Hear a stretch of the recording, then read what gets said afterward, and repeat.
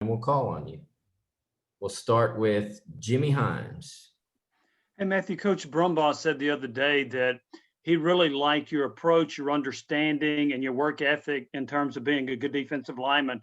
Just talk about what he has meant to you as a coach in trying to obtain your goals. So Coach Brumbaugh, like I said before, he's very meticulous. He's very high attention to detail, just like I am. Early in my career, it was almost to a fault, focusing too much on the details, not just going out playing ball. Coach Brumbaugh has really come at me as far as from a coaching perspective, and come at all of us as far as a coaching perspective with that good balance of going out playing ball. It's a violent sport, especially for a defensive lineman, to where you're making contact with another opposing player every snap, and then also being high attention to detail so that you can be the best athlete you can be. And how do you feel like you've grown as a defensive lineman from your freshman year to now? Exponentially. I come in as a freshman, probably about 20 pounds lighter than I am now. A little bit of a different role, different defense, but now I have more of an understanding of the game. I'm able to kind of use all these moves I have in my head and actually know when and how to execute them rather than just going out and doing them haphazardly. So I become more of a student of the game, a cerebral player, knowing what's in front of me rather than just, lining up and playing. But it's a good balance because I can still line up and play, if maybe I don't really, understand what's in front of me, if the opposing offense is doing something outside of their normal personnel or whatever the case may be. So it's a good balance. And that's due to coaching. That's due to a lot of work that I've done on myself. That's due to watching a lot of football. So, like I said, I've grown exponentially. Go to Nicholas Hill at WUTK, and then David Ubben. Obviously, you guys are going to face Kentucky this weekend, who is a run-first team. Just how does your approach change when you're facing a team that really likes to run the ball like Kentucky versus a balanced attack like Georgia presented last week, or even a pass-first approach, kind of like what you saw 2 weeks ago with Missouri? It's actually a little bit more different than you think, just because although they have a good running back who has racked up a lot of yards in his career, they also have a quarterback, just like last year, who can run the ball, who's fast, athletic, can run the ball and pass the ball a little bit as well. So I would say in some ways, we take the same approach as we did last year, being able to, as a defensive line, to plug those interior gaps, get off blocks, to set edges and have contained, and just be ready to run for sure, because if we can bounce it outside, the sidelines our friend, make those tackles, just like we did a good bit last year, and like we want to do every game, because it's the SEC, it's a run-first league, so yeah. How would you describe the impact of getting Sean back last week and then having Bryce get back to being healthy as well? Oh, those are two guys who have been in our program for a while and who are also very talented guys. So, when you have that level of talent, you have that level of experience, and then you can also add a level of leadership because they have that talent, experience, and outspokenness. It's a great thing. It really galvanizes our defense in a lot of ways to know that, the guys behind us, excuse me, we're the guys in front of them, that we can all kind of work together with all of our pieces. If we get tired, we have great subs. If they get tired, they have great subs. We have all our pieces. Nobody has to play a million snaps or play out of position. It's really a good feeling going into the week. All right, we'll go Blake Topmeyer, then David Pascal.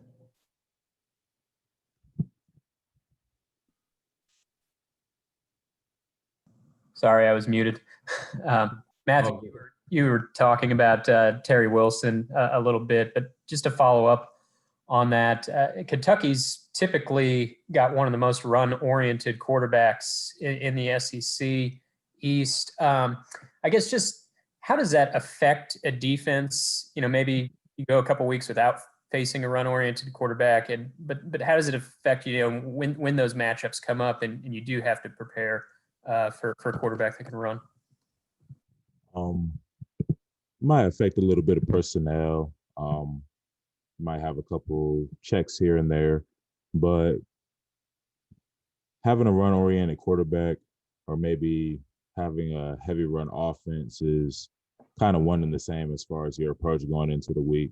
And playing in the SEC, where even if you do have more of a balanced attack like we had in weeks past, or even more of a slightly pass-heavy attack like we had in weeks past, you're still going against good running backs with big offensive lines who are willing and able to go downhill. So the approach doesn't change too much, but, a few personnels, a few checks, and, still put yourself in good position to win a ball game.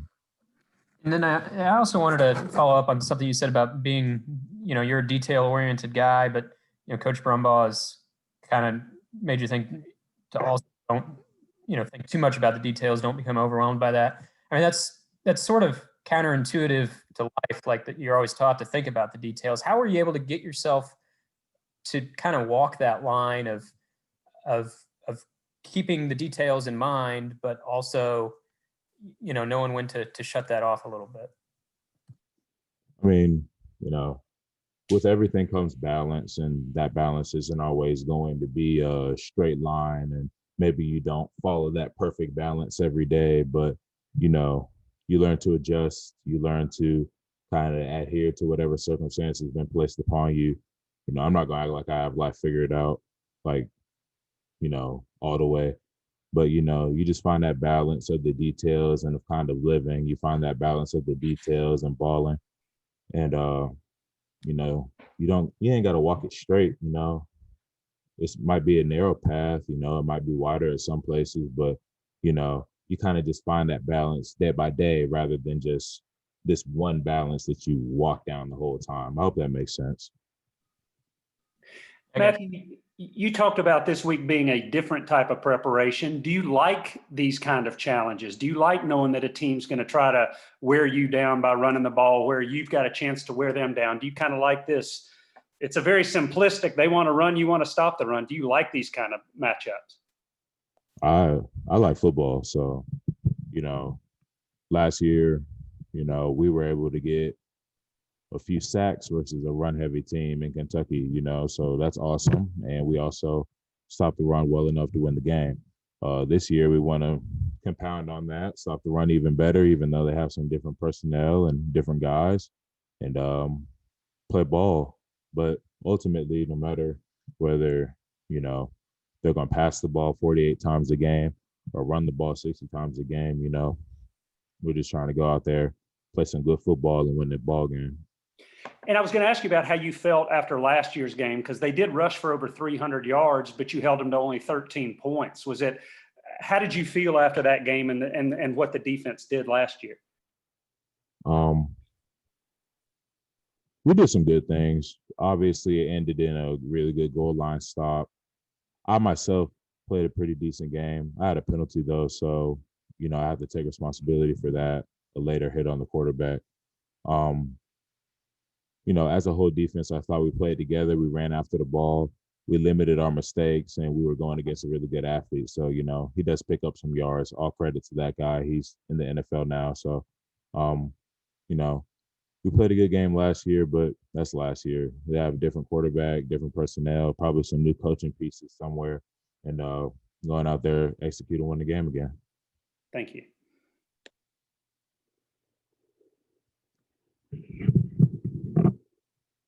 We'll go to Rick Russo, then Ryan Shumpert.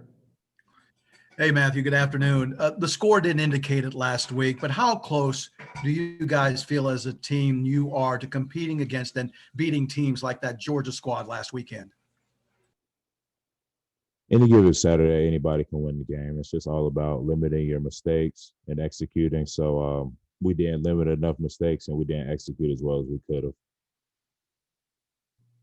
Hey, Matthew, has Coach Pruitt talked to you guys much about mental health? And if he has, what have some of those conversations been like? He does. He doesn't want to single anybody out. So, you know, he just makes it clear that we do have resources, that we do have him, and that we do have our position coaches, to where if anything were to transpire as far as our mental health individually, that, like I said, we do have those resources. We do have that ability to speak out to somebody whom we trust, and, you know, get the help, or whether it be a little bit of help or a lot of help, or, you know, that one may need. All right, we'll go back to Jimmy Himes. Matthew, I know there was a lot of optimism from Tennessee's perspective going into the Georgia game, but does a game like that hurt your confidence any? No. All right, we'll go back to Nicholas Hill. A lot of people have said in the past few years the Tennessee-Kentucky rivalry has definitely grown more in significance, and especially it's, you know, considering it's gone back for, you know, dozens of years, back to the early 1900s. Just does that, when you two get on the field, does that game have a different type of intensity, you know, comparable to like the Florida, Georgia, and Alabama games, or is it more like another SEC game? If you don't bring intensity every SEC game, you're going to lose all of them. All right, I think that's it. All right, thank you, Matthew. We appreciate it.